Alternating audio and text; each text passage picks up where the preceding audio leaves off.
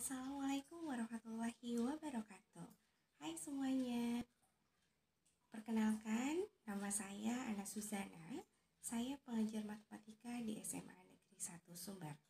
Untuk kesempatan kali ini, saya akan berbagi cerita mengenai pemecahan masalah yang terjadi di antara siswa di sekolah. Kebetulan untuk tahun pelajaran sekarang, saya mengajar matematika umum di kelas 11 MIPA dan kelas 11 IPS. Pastinya ketika kita mengajar siswa MIPA dan siswa IPS, ada begitu banyak perbedaan dan ada juga begitu banyak perbedaan dari minat dan bakat mereka terhadap matematika. Pada kesempatan kali ini saya akan berbagi cerita mengenai masalah kurangnya minat siswa IPS dalam belajar matematika. Lebih lengkapnya seperti apa? Yuk kita mulai.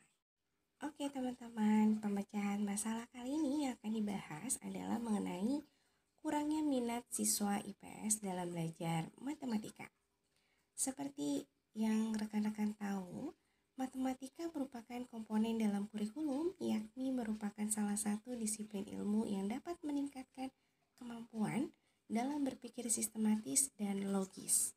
Nah, tapi permasalahannya pada jenjang menengah, khususnya pada siswa IPS, sering terjadi permasalahan berkaitan dengan kurangnya penguasaan materi, yang salah satu penyebabnya adalah kurangnya minat siswa dalam belajar matematika. Mengapa demikian? Hal ini dikarenakan kebanyakan siswa IPS selalu berpikiran bahwa matematika adalah pelajaran yang sulit dan kurang menyenangkan. Hal ini menyebabkan ketika saat pelajaran matematika berlangsung, ada siswa yang langsung menolak belajar, ada yang tidak memperhatikan gurunya menjelaskan materi, ada yang rajin untuk pergi ke toilet, dan ada yang mengantuk ataupun bermain HP dan mengobrol di kelas selama pembelajaran berlangsung. Hal ini mengakibatkan bahwa bagaimana caranya biar siswa IPS itu lebih berminat, tertarik untuk bertemu dengan pelajaran matematika.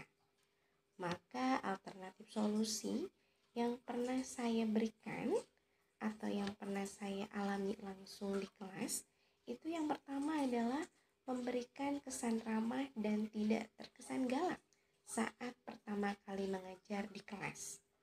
Karena kesan pertama sangat penting untuk bisa dekat dan disukai oleh siswa. Buatlah siswa menyukai gurunya terlebih dahulu, baru menyukai pelajarannya. Yang kedua, alternatif yang saya pernah coba lakukan adalah mengenal lebih dekat dengan siswa.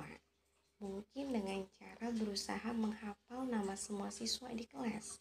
Walaupun tidak langsung semuanya dalam satu pertemuan saya hafal, tapi minimal sudah beberapa anak yang bisa saya hafal namanya.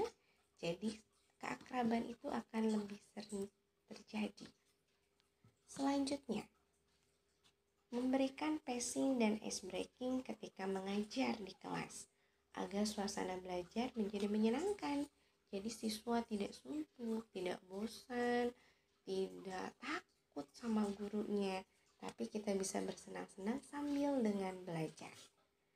Yang selanjutnya, memberikan awalan materi yang tidak banyak dan memberikan contoh soal dari yang paling mudah dahulu, agar siswa merasa percaya diri ketika mengerjakan soal tersebut dan mereka berpikir bahwa matematika itu mudah dan bisa mempelajarinya.